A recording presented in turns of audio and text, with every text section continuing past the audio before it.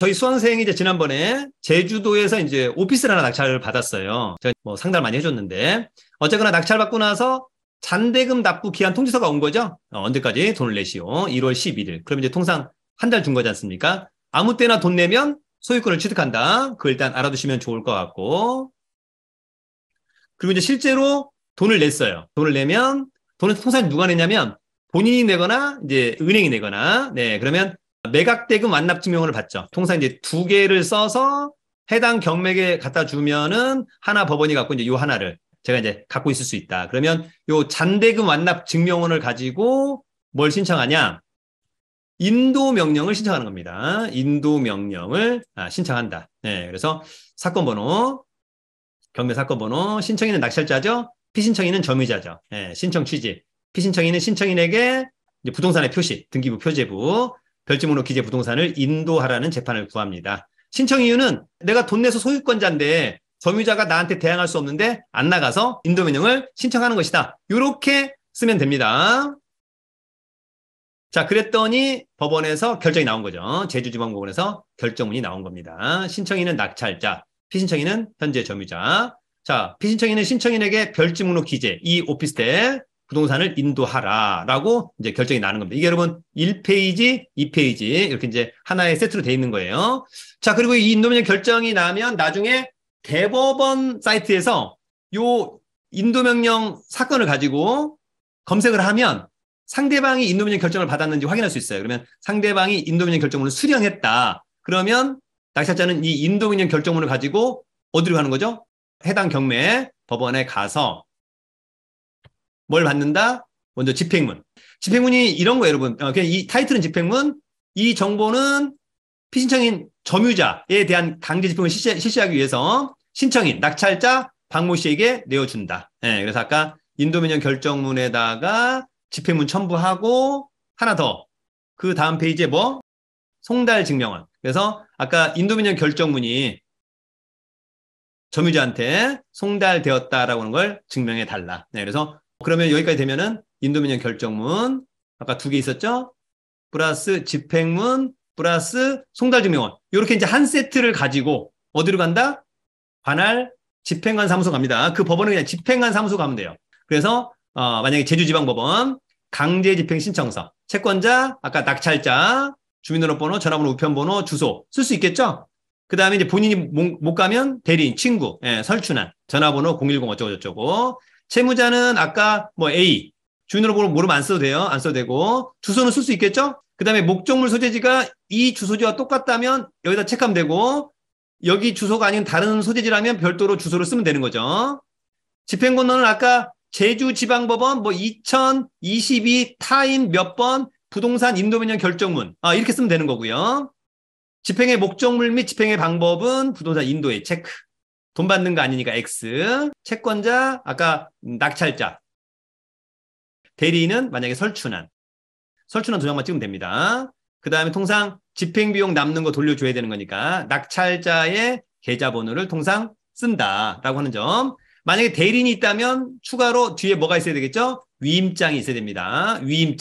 위임장이 있으면 가급적이면 그냥 인감도장 찍고 인감증명서를 첨부해주면 가장 나이스하다. 이렇게 이해하면 될 것 같고요.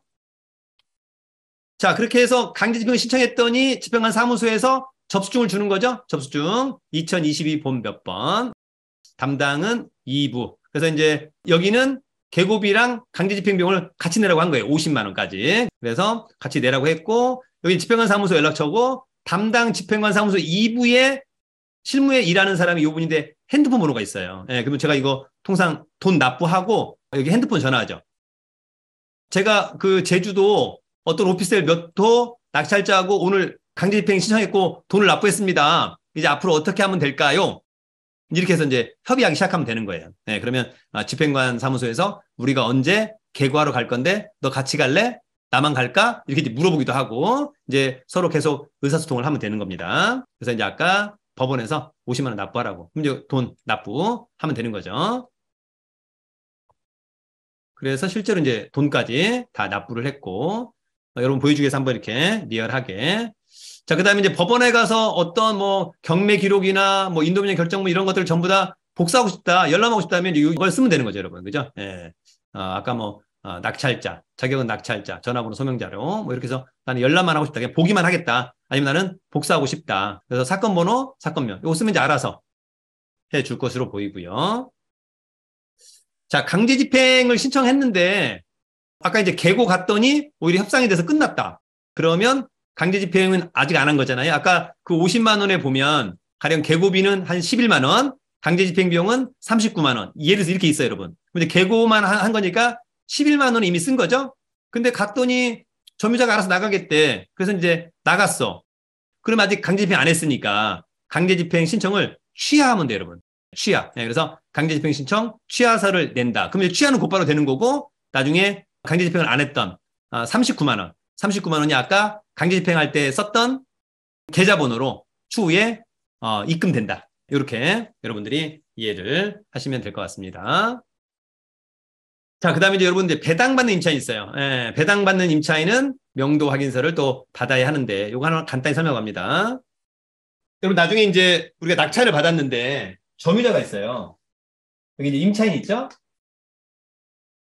근데 이제 임차인이 배당 요구를 해서 뭐 이를테면 2억 원의 보증금 배당 요구해서 배당을 다 받아요. 그럼 이제 낙찰자가 있죠? 나중에 이제 낙찰이 되고 돈 다 내고 이제 배당기를 열어요. 배당기를 열면 임차인이 배당기를 와서 보증금 배당을 받아야 되죠. 배당을 받아야 되는데 여러분들 우리가 임대차는 동시이행 관계에 있다 그래요. 임대차는 그게 무슨 얘기냐면 여러분들 이런 아파트가 있잖아요. 임차인 있고 임대인 있는 거 아닙니까? 계약이 끝났어.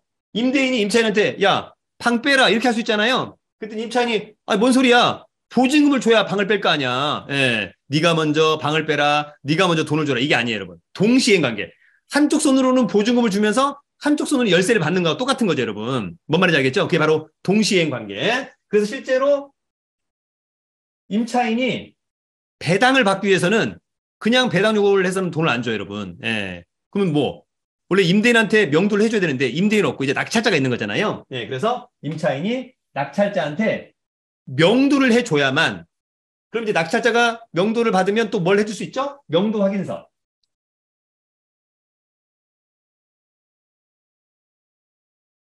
명도 확인서. 예. 인감전 날인하고 인감증명서.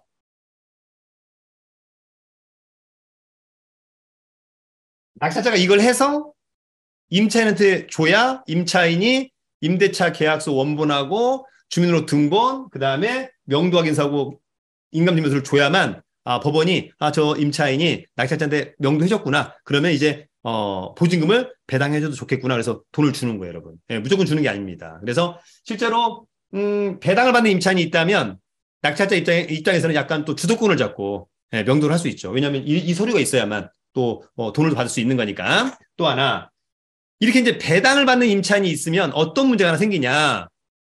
이런 문제가 생겨요, 여러분. 100% 거의 생긴다고 보시면 됩니다. 임차인이 저한테 연락 오죠. 배당 요구해서 가령 뭐 3월 15일 날 배당 기일 날 배당을 받아야 된다. 배당을 받기 위해서는 설춘환 씨의 즉 낙찰자의 명도 확인서가 필요하다. 사전에 해달라는 거예요. 그러면 저 입장에서는 뭐라고 하냐?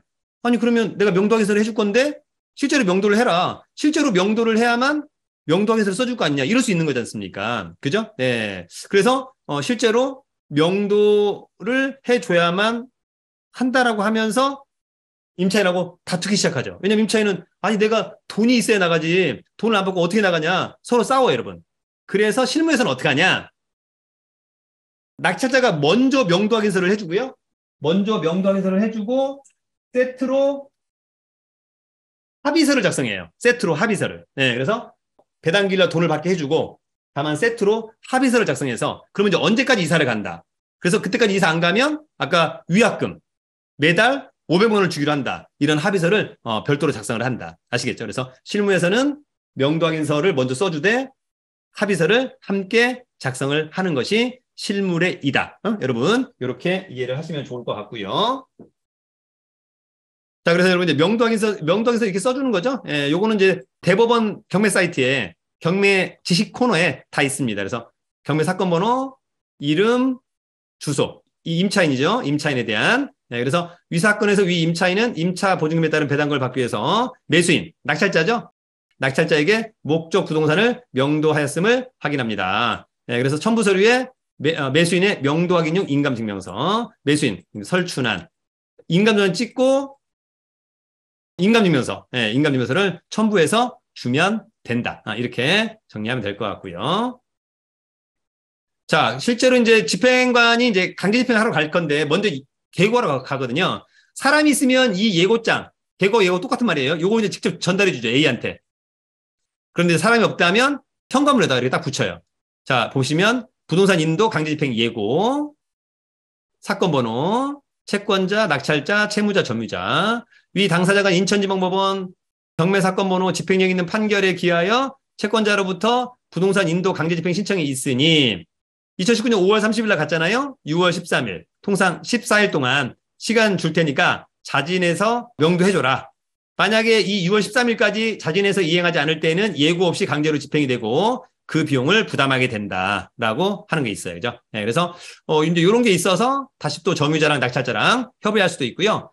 밖에 나갔다가 들어와 보니까 현관문에 이렇게 이런 게 있다. 그러면 잘 모르면 여기 집행관 사무소 담당자의 전화번호가 있어요. 전화하셔가지고 사건번호 얘기하고 나 점유자인데 없을 때 왔다 갔는데 내가 어떻게 해야 되느냐 뭐 이렇게 등등 문의하시면 성심성의껏 통상 이제 집행관 사무소에서 답변을 해주니까 거기에 따라서 행동을 하시면 될 것 같습니다.